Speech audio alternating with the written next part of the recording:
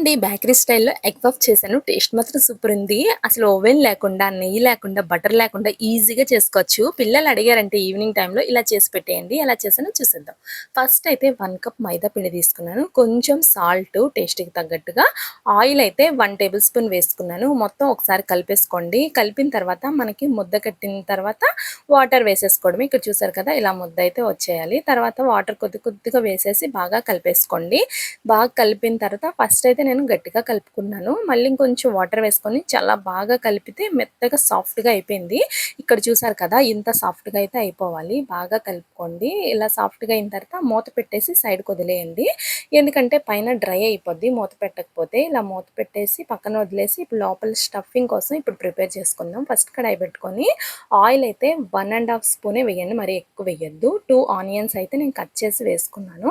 ఇలాగా కొంచెం ఫ్రై చేసుకోండి. మిర్చి కూడా చాలా తక్కువ వేయండి. ఎందుకంటే పిల్లలు తింటారు కాబట్టి. హాఫ్ టేబుల్ స్పూనే వేయండి అల్లం వెల్లుల్లి పేస్ట్. మరీ ఎక్కువ వేయొద్దు. మీరు తీసుకున్న క్వాంటిటీని బట్టి వేసుకోండి. ఎక్కువ వేసారంటే బాగోదు కూడా టేస్టు. ఇక్కడ చూస్తున్నట్టుగా సాల్టు టేస్ట్‌కి తగ్గట్టుగా వేసేసుకోండి. కొంచెం కారం, అందులోనే ధనియా పౌడర్, జీలకర్ర పౌడర్, గరం మసాలా పౌడర్ కూడా అన్నీ చాలా అంటే కొంచెం కొంచెంగా వేసుకోండి. వేసేసి కొంచెం కొత్తిమీర, కొంచెం పసుపు వేసుకోవాలి. 2 టేబుల్ స్పూనే వాటర్ వేయాలి. మరీ ఎక్కువ వేయొద్దు వాటరు. ఎందుకంటే తక్కువ వేశారంటే అంటే ఆనియన్స్ కుక్ అవుతాయి. అందుకే వాటర్ ఏసాను. వాటర్ ఏయకపోయినా పర్వాలేదు. కానీ నేను వేసుకున్నాను. ఎందుకంటే ఆనియన్స్ చక్కగా సాఫ్ట్‌గా కుక్ అయిపోతాయని. ఇలాగా స్టవ్ ఆఫ్ చేసేసిన తర్వాత 4 టేబుల్ స్పూన్ నిమ్మరసం అయితే వేసుకొని ఒకసారి కలిపేసుకొని ఒక బౌల్‌లో తీసుకొని సైడ్‌కైతే పెట్టేసుకోండి. గుడ్లయితే ఫస్టే ఉడకబెట్టేసుకోండి. ఇలా పగులొచ్చింది అంటే గుడ్డయితే ఉడికిపోద్ది. ఎప్పుడైనా తొక్క తీసేటప్పుడు చల్లగా అయ్యాక తీసుకోండి తొక్కనేది. అప్పుడు మీకు గుడ్డనేది చక్కగా నీట్‌గా అయితే వచ్చేస్తది. ఎక్కడ కూడా అంటే ముక్కలు అవ్వకోకుండా. చూసారా? ఇక్కడైతే కొంచెం వెరైటీగా ఉంది గుడ్డు. ఎప్పుడైనా గుడ్లు ఇలా కట్ చేసేటప్పుడు 2 పార్ట్స్‌గా ఫస్ట్ లైట్‌గా నైఫ్‌తో కట్ చేసి తర్వాత ఇక్కడ చూస్తున్నట్టుగా ఇలా కట్ చేయండి. చక్కగా లోపల సొన కూడా బయటికి రాకుండా నీట్‌గా వస్తది. ఇక్కడ చూసారు కదా! నేను ఎలా కట్ చేస్తున్నానో అలా కట్ చేసుకోండి. నేనైతే మొత్తం 3 ఎగ్స్ అయితే తీసుకున్నాను. నేను మొత్తం 6 అయితే వస్తాయి ఎగ్ పఫ్‌లు నేను తీసుకున్న క్వాంటిటీకి. ఇప్పుడైతే పిండి ఇందాక కలిపి పెట్టుకున్నాం కదా! ఆ పిండి మొత్తం అంటే ఇక్కడ చూస్తున్నట్టుగా ఇలా కొంచెం కొంచెంగా తీసుకోండి. నేను మొత్తం 5 బాల్స్ లాగా అయితే చేసేసుకున్నాను. ఇలా 5 బాల్స్ చేసేసుకొని ఇదైతే పక్కన పెట్టుకోండి. ఇప్పుడైతే దీనిపైన అప్లై చేయడానికి ఫస్ట్ ఇది కార్న్ ఫ్లోర్ మిశ్రమాన్ని తయారు చేసుకుందాం. ఫస్ట్ అయితే కొంచెం ఆయిల్ వేసుకున్నాను 1 టేబుల్ స్పూను.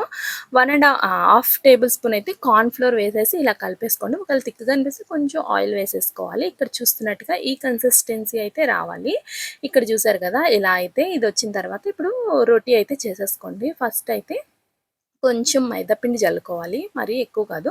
ఇలా మైదా పిండి జల్లేసుకొని చపాతీలాగా పామేసుకోండి. ఇక్కడ చూస్తున్నారు కదా! ఇలాగా అంటే చిన్న సైజులో చేసుకోండి. ఒకేసారి పెద్ద సైజు చేయొద్దు.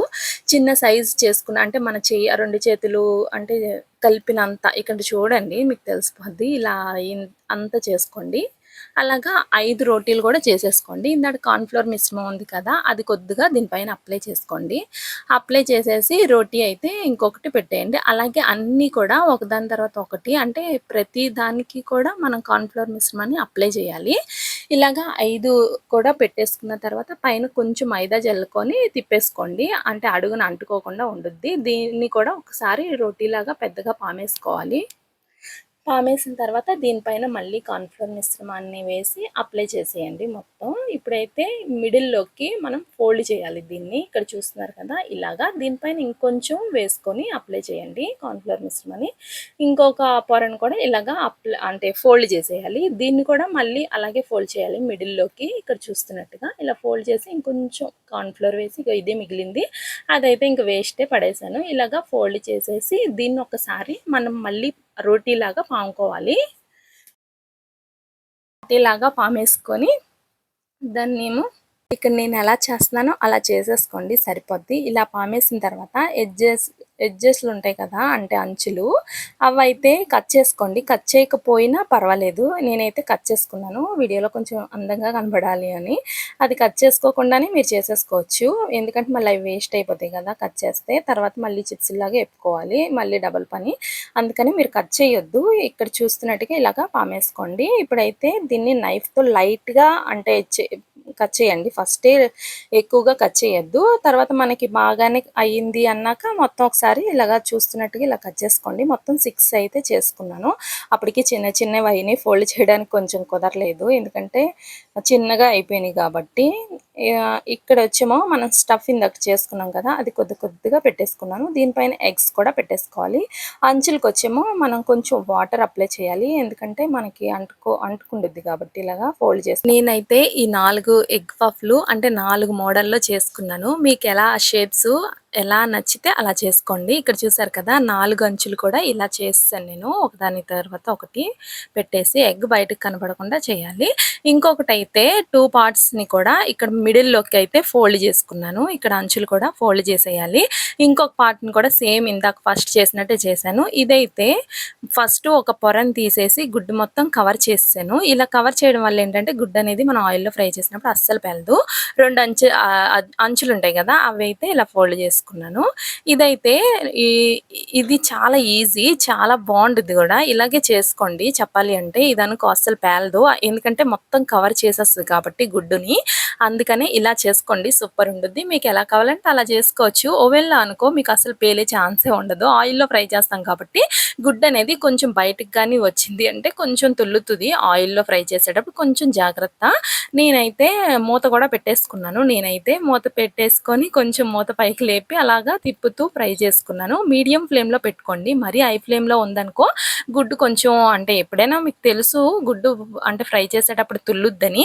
ఇలాగా చక్కగా ఈ కలరు వచ్చే వరకు చక్కగా ఫ్రై చేసేసుకోండి. టేస్ట్ మాత్రం అసలు సూపర్ ఉండుద్ది. బేకరీలో తింటారు కదా! సేమ్ టేస్ట్ అయితే వచ్చింది నాకైతే. ఇలాగే డబల్ సార్లు ఫ్రై చేసుకున్నాను. ఫస్ట్ 3 ఫ్రై చేసుకున్నాను. తర్వాత ఇంకో 3 ఫ్రై చేసుకున్నాను.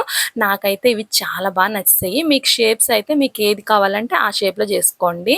నేను ఫస్ట్ చూపించాను కదా! ఆ షేప్ అయితే సూపర్ ఉండుద్ది. చాలా బావుండుద్ది. పిల్లలైతే ఈవినింగ్ టైమ్‌లో అడిగినప్పుడు చాలా ఈజీగా చేసి పెట్టేయొచ్చు.